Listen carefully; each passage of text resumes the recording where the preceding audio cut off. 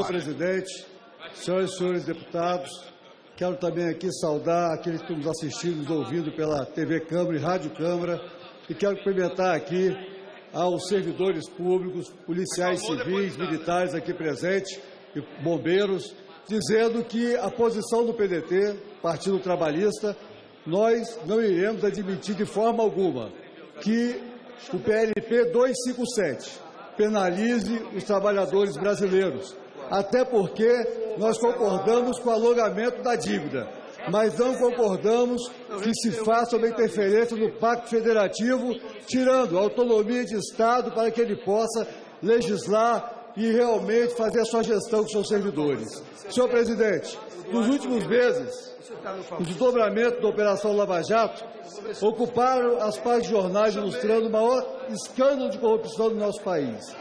Na medida em que as fases da operação avançaram, passamos a vivenciar uma crise política e econômica de proporções inimagináveis. Neste cenário, preocupa a onda de violência verificada no país, praticada por oposição e situação, motivados pelo clamor das ruas, pelo afastamento da presidenta Dilma.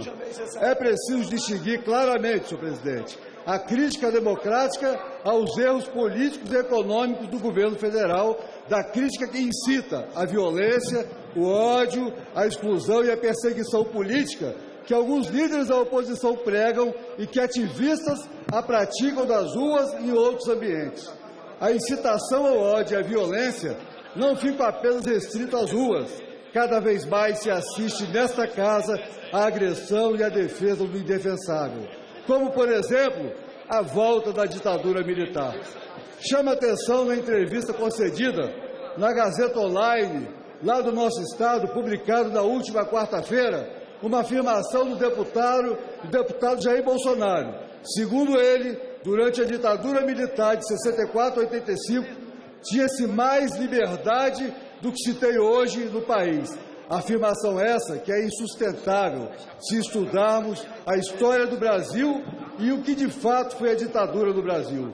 Quando escuto brasileiros, principalmente deputados, que representam a democracia do nosso país, manifestando-se pela volta da ditadura, penso que eles não podem saber o que estão dizendo. Considero impossível que na nossa sociedade atual seja defendido tamanho retrocesso da democracia e Estado do Direito. A meu ver, o maior retrocesso a que nós brasileiros fomos submetidos na história política do nosso país foi a ditadura militar.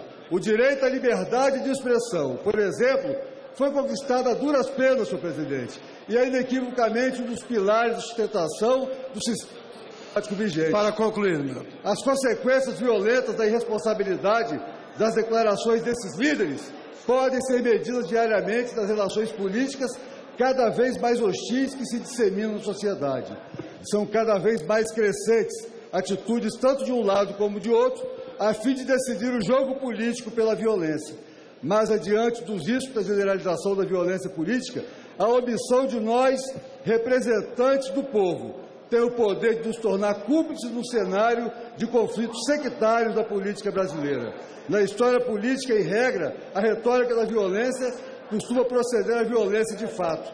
Na prática, o discurso de violência é como a preparação do terreno para que as sementes da violência, propriamente dita, sejam semeadas, é o que percebemos que acontece hoje.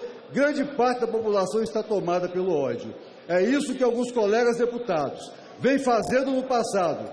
Diferentes grupos buscaram instrumentalizar o uso da violência política em ambientes democráticos em nome da legitimidade de determinadas causas.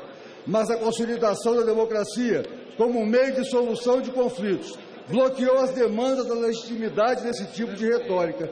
Não podemos deixar que esse tipo de discurso, regado de ódio e perseguição política, volte a imperar nesta casa e em nossa sociedade. O discurso de ódio não contribui de maneira eficaz com a pluralidade de ideias. Já vivemos uma época em que era necessário um grande debate nacional sobre raça, acerca da existência ou não de diferentes espécies de seres humanos, sobre linhas superiores ou inferiores, mas este certamente não é o momento histórico que vivemos atualmente. Senhor presidente, muito obrigado.